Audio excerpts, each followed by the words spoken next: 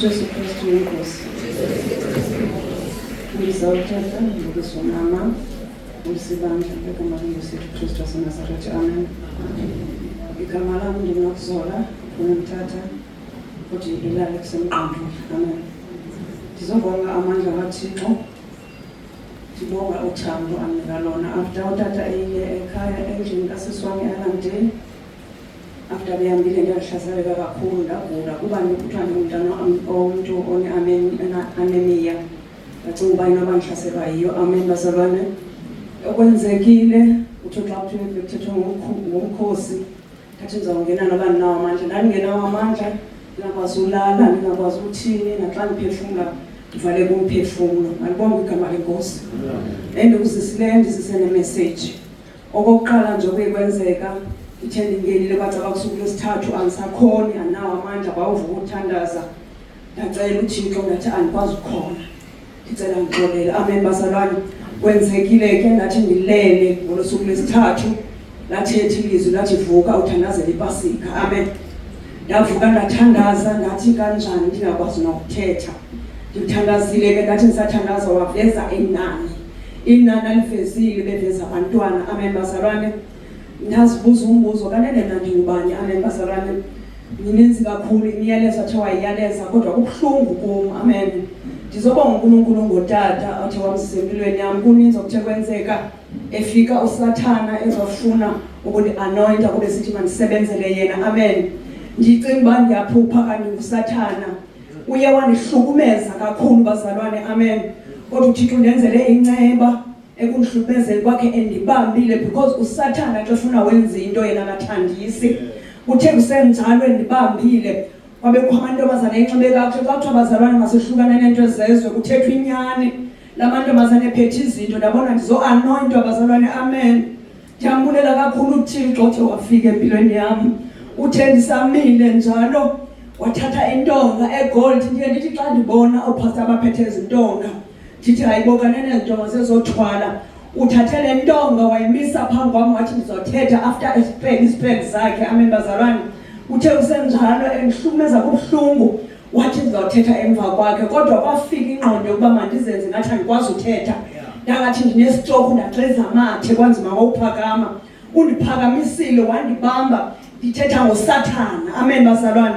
Amehlo ebomvu iimpondo zithe zijonge kum. Undibambe emahlombe wathi uzothetha. Ndabe ndibona la mantombazane ephethe izinto ndanoba ligazi noba ndizothwane. Amen bazalwane. Ndithe ndimile kunjalo wathi thetha. Ndathi xa ndizothetha ndabiza igama likaYesu ndathi uJesu Kristu inkosi. Amen bazalwane. Ndibulela ingqondo ethi wayifika ndacinga uDavide lapho wayesilwa khona Saul whatever. Amen bazalwane. Wazenza igeza. Amen. Ndiyambulela uNkulunkulu. Ndithe usenjalo ndigula kakhulu zenzeke ezi zinto. Ndake ndafumana ikholo ke bazalwane endingayazi. Lo mntana wathi kanene usisi Nokuzola. Ndathi ewe ndingusisi Nokuzola. Wathi ndithunywe kuwe kuthiwa mandikuzisele iPasika. Ndikhalweza nje neqhisikhathi bazalwane. Wathi kuthiwa mandikuzisele iPasika. Ndathi iPasika yento le wathi kuthiwa ndingayixeli. Ndathi ungubani? Wathi hayi ngicethwe ndingazixeli. Ndithi lo mntu uthuma iPasika ngubani? Athi uthe ndingazixeli. Sathetha into engapha kwe-hour abaninzi bazalwane. Kodwa kwafikile ethi mandikhuleke. Ndakhuleka. Lapho wayethetha khona kwakuvakala engathi yindawo ye-warehouse kuyaxokozela kunee-machines. Amen bazalwane. Uthe esathetha kwathi ndakhuleka wahleka efowunini. Wathi uhlalaphi? Ndathi ndihlale eLondon. Wathi ndathanda ukunika address because it's strange. Amen bazalwane.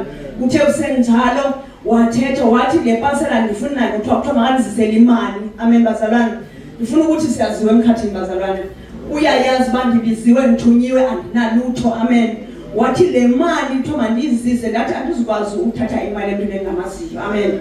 Wathi xa sithi uzawuza ndathi uyize. Wathi xa ndiphinda ndithandaza wathi xa uyadikwa ndiyafyuma apha efowunini. Amen. Athi xa ndithi ndigqibothandaza ndithi I cast and destroy the evil spirit upon us and I command. Amen bazalwane. Wathi ke yena ke ayingcono ndingene edabini senomsindo. Wathi kuthiwa mandizisele inyoka okanye iphele zokhetha phakathi kwenyoka nephele. Amen. Ndathi hayi ngazizisa wandizozisa emalanga okanye ebusuku. Ndathi okay kwacaba abantwana bayoyika.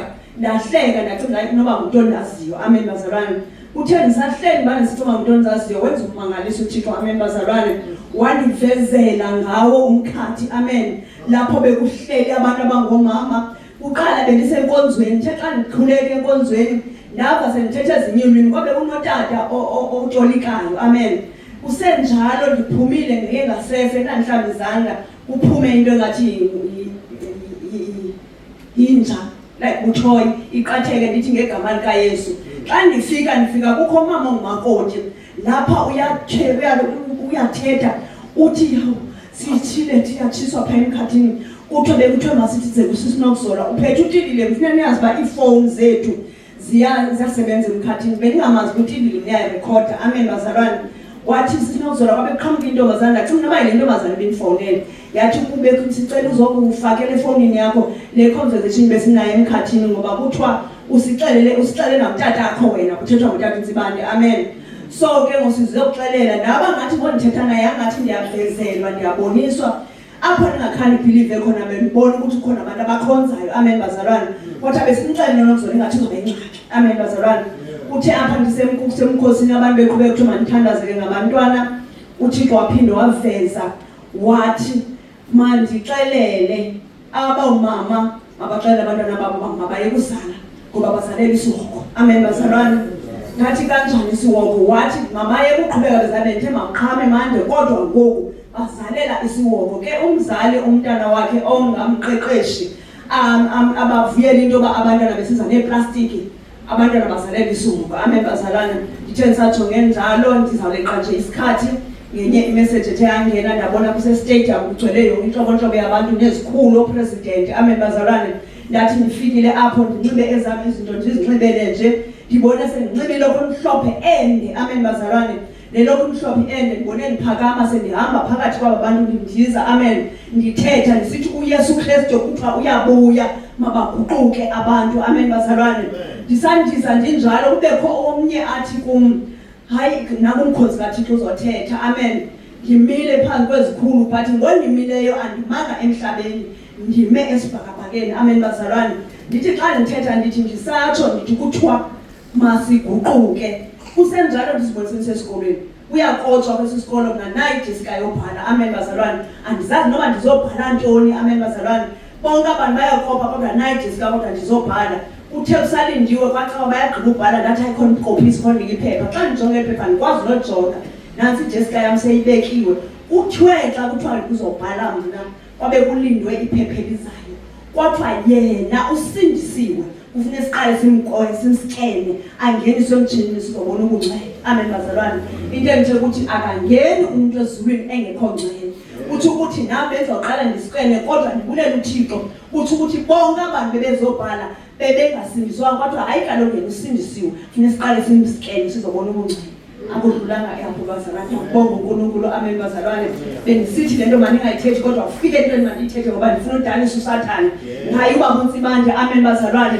sanokucemba uba uNtsibande xa sichaza amaphupha athi uzawukhuleka ngoba yena akakazi uchaza amaphupha ayaya esulwini amaphupha amen bazalwane uyaphendula uThixo amen ndithe senjalo na receive ikholo komnye umfundisi wasemthatha ongazange ambone uTata uDlakude amen bazalwane wathi kum hayi uyandiza bawo hayi futhi uyabhabha ndithi mna hayi ngiyabhabha ebenge sendixelele ngeliphupha bendiza amen ugcwele yonke isizwe athi ke na ke hayi bekufike uNotata kuthiwa uTata uNtsibande kodwa uhamba noTata uDlakude endingamaziyo noTata uDlakude ndithi ke mna hayi bo umazi kanjani ngathi hayi ndazi uTata uNtsibande ndithi mna okay hayi ndikhuza ukundiza okukwakho ungenile wena wavuya ongathi ubona uTata wakho umzalayo uTata uNtsibande amen bazalwane wafika wahlala phezulu kwakhe ujabulile okomntwana amen bazalwane ubuzodlulisa imessage andiyazi le message uyizise uTata uNtsibande uthe after ugqiba uthetha imessage nandiza uTata uNtsibande nashiya uTata uDlakude amen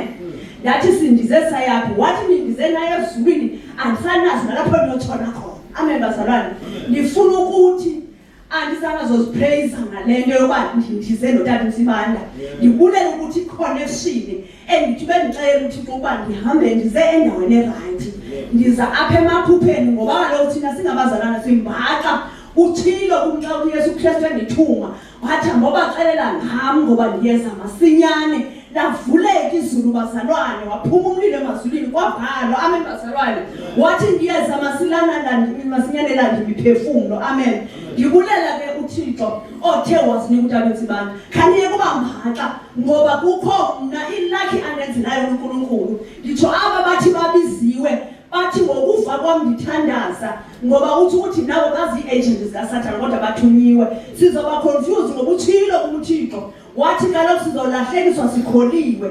Indaba yenzayo bayathetha nani bazalwane apha ekhaya elizwi nasentabeni yendlu kaJehova, amen. Khaniye kuthetha ngoNtantozibani, amen. Ngoba ngitho aba bangabaprofeti bathethayo bathi abanye babonisa ihoko nilubalumkele nabathi avelekisa ihogweni ngoba bafike bazotshintsha izinto. Nizothi xa nijongile bathi hayibo ingabe uNtata uyayenza nje kanene lento nibe confused, amen. Awuhlale umendawo kuyo ungabujika-jika, amen bazalwane. Ngivuka ubuhlungu ngoba zininzi uThixo into ebendithumele zona, amen. Kodwa ndivaye ubuhlungu ngoba ndiye ndigule caba kophuma umphefumulo. Ude wathi umama kaloku wena xa uzoba ne-encounter noThixo uyagula, sazikhumbule na, amen bazalwane. uJesu Kristu inkosi andizibanda kakhulu ndiyambonga uThixo ngotata uDlakuthi, amen. Tata uDlakuthi uhambe nayo Ntanto'zibani, amen. Ngoba uye kwela lizwe lasemqandule ngomuntu ongakwaziyo nokwazi, amen. uJesu Kristu inkosi.